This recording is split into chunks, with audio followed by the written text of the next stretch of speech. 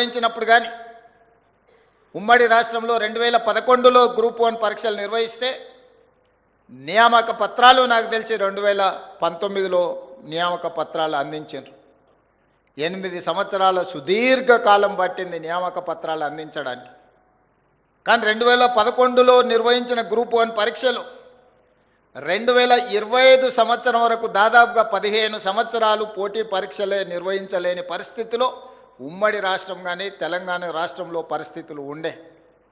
ఆ నేపథ్యంలో మన ప్రభుత్వం మీరందరూ కోరుకొని మీరందరూ కష్టపడి తెచ్చుకున్న ఈ ప్రభుత్వం మీ ఆకాంక్షలకు అనుకూలంగా గ్రూప్ 1 పరీక్షలను నిర్వహించి తెలంగాణ పబ్లిక్ సర్వీస్ కమిషన్ ప్రక్షాళన చేసి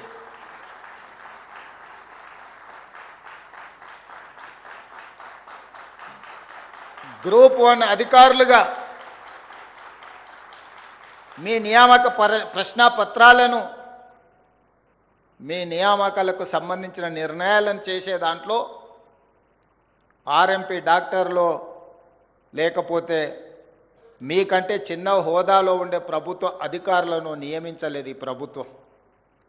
ఈ ప్రభుత్వం ఆలోచన చేసి ఒక గ్రూప్ 1 గ్రూప్ 2 అధికారులను నియమించాలి అనంటే ఆ నియామక ప్రశ్నాపత్రాల నుంచి పోటీ పరీక్షల నిర్వహణ వరకు అవగాహన ఉన్న నిష్ణాతులైన వాళ్ళు ఆ బోర్డులో ఉండాలి అని రిటైర్డ్ డీజీపీ మహేందర్ రెడ్డి గారిని మీ పబ్లిక్ సర్వీస్ కమిషన్ చైర్మన్గా అందులో సభ్యుల ప్రొఫెసర్లను రిజిస్ట్రార్లను బాగా చదువుకున్న వాళ్ళను తెలంగాణ రాష్ట్ర నిరుద్యోగుల యొక్క ఆలోచనను ఒడిసి పట్టుకునే వాళ్ళని నియమించిన అన్ని రకాలుగా జాగ్రత్తలు తీసుకొని ప్రశ్నాపత్రాలను జిరాక్స్ సెంటర్లలో అమ్మకుండా కఠినంగా వ్యవహరించి మీ పరీక్షలను నిర్వహించి ఫలితాలను ప్రకటించడం జరిగింది.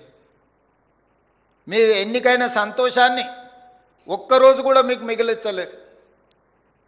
మీరు కోట్ల రూపాయలు పెట్టి ఈ ఉద్యోగాలను కొనుక్కున్నారు. ఈ ప్రభుత్వం ఈ ఉద్యోగాలను అమ్ముకున్నది అని కొంతమంది గిట్టని వాళ్ళు, కొంతమంది నచ్చని వాళ్ళు, కొంతమంది రాని వాళ్ళు ప్రచారం చేయడే కాకుండా న్యాయస్థానాలలో లీగల్ లిటిగేషన్ మొదలుపెట్టిండ్రు. ఒక పక్కన మీ తల్లిదండ్రులు చాలా సంవత్సరాల తర్వాత వాళ్ళ కన్న కలలు నిజమవుతున్నాయి. మావాడు పీజీ పిహెచ్డీలు చేసి ఒక ఉజ్వల భవిష్యత్తులో అడుగు పెట్టబోతున్నాడని వాళ్ళ సంతోషం 24 గంటలు కూడా నిలబడకుండా చాలామంది కుట్రలు కుతంత్రాలు చేసిండ్రు. న్యాయస్థానంలో జరిగిన వాదనలు మీరు విన్నారు. రాజకీయ పార్టీలు చేసిన ఆరోపణలను మీరు చూసిండ్రు. ఎక్కడ కూడా ఈ ప్రభుత్వం ఒక్క తప్పు చేయలేదు. ఈ ప్రభుత్వం తప్పులకు అవకాశం ఇయ్యదు.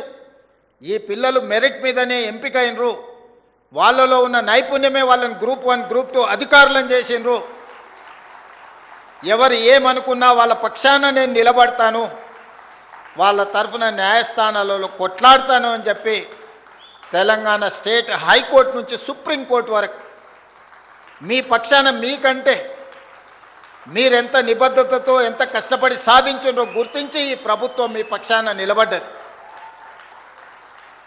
న్యాయస్థానాలలో మీ వాదనను బలంగా వినిపించడం జరిగింది. సింగిల్ జడ్జి దగ్గర మీకు వ్యతిరేకమైన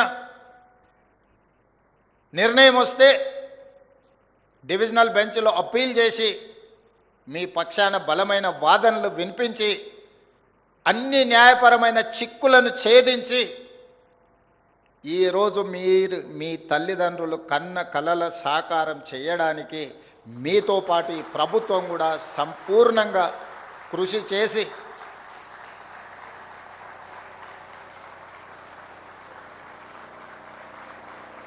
మీరు తెలివైన నైపుణ్యం కలిగిన క్రమశిక్షణ కలిగిన అధికారులు అవుతారనే సంపూర్ణమైన నమ్మకం విశ్వాసంతో ఈ ప్రభుత్వం మీ పక్షాన నిలబడ్డది.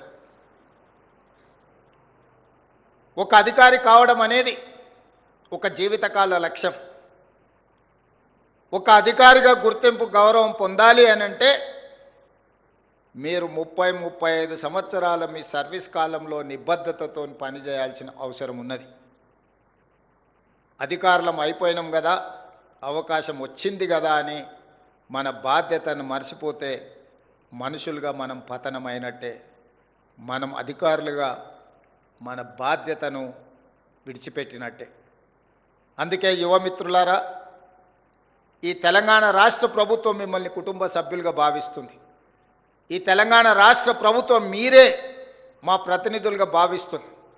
ఈ ప్రభుత్వం ప్రవేశపెట్టే సంక్షేమమైన అభివృద్ధి కార్యక్రమాలైనా అత్యంత నిరుపేదలకు చేరాలి అని అంటే మీరు ప్రదర్శించే చొరవనే ఈరోజు ప్రభుత్వం యొక్క సంక్షేమ పథకాలను ప్రజలకు చేర్చగలుగుతాయి. ఓ ఇందిరమ్మ ఇల్లు ఇవ్వాలన్నా, ఓ పేదవాడి రేషన్ కార్డు చేరాలన్నా, ఒక సన్నబియ్యంతో పేదవాడు కడుపు నిండా అన్నం తినాలన్నా, లేకపోతే 200 యూనిట్లు ఉచిత కరెంటు పేదవాడి ఇంటిలో వెలుగులు నింపాలన్నా, లేదా రైతుకు రుణమాఫీ జరిగి ఆ రైతు కళ్ళల్లో ఆనందం చూడాలన్నా మీరే మా కళ్ళు, మీరే మా చెవులు, మీరే మా ప్రతినిధులు. నేను ఇక్కడ పాలసీ చేస్తుండొచ్చు, ఇక్కడ నేను నిర్ణయాలు చేయొచ్చు. సచివాలయంలో నేను ఎంత గొప్ప నిర్ణయం చేసినా దాన్ని అమలు చేసే అధికారులుగా మీరు ప్రదర్శించే చిత్తశుద్ధే ఈ ప్రభుత్వానికి మంచి పేరైనా చెడు పేరైనా. అందుకే ఈ శిక్షణ, ఈ ఫౌండేషన్ కోర్స్ 43 రోజులు మీరు ఏదైతే శిక్షణను అందుకున్నారో అనుభవజ్ఞులందరూ మీకు ఈరోజు పాఠాలు నేర్పినరు. ప్రొఫెసర్ పాండ్ రంగారెడ్డి గారి నుంచి మొదలు పెడితే గోపాలకృష్ణ నాయుడు గారి నుంచి చాలామంది అధికారులు, జాతీయ స్థాయిలో పనిచేసిన వాళ్ళు, ప్రైమ్ మినిస్టర్ దగ్గర కలిసి పనిచేసిన వాళ్ళు, స్టేట్ గవర్నమెంట్తో కలిసి పనిచేసిన ఉన్నతాధికారులే కాకుండా ప్రొఫెసర్ నాగేశ్వర్ లాంటి వాళ్ళు కూడా మీ దగ్గరకు వచ్చి వారి వారి అనుభవాలను చెప్పడమే కాకుండా మీరు భవిష్యత్తులో ఏ విధంగా వ్యవహరిస్తే మీ గౌరవంతో పాటు ప్రభుత్వం యొక్క ప్రతిష్ట ఏ విధంగా పెంచొచ్చో మీకు సంపూర్ణంగా వివరించినరు, మీరు అర్థం చేసుకున్నారని నేను భావిస్తున్నా. ఈరోజు మిమ్మల్ని కలవడం మెకానికల్గా నేను ఇక్కడికి రాలేదు. ఇదొక ఎమోషన్, ఇదొక అటాచ్మెంట్.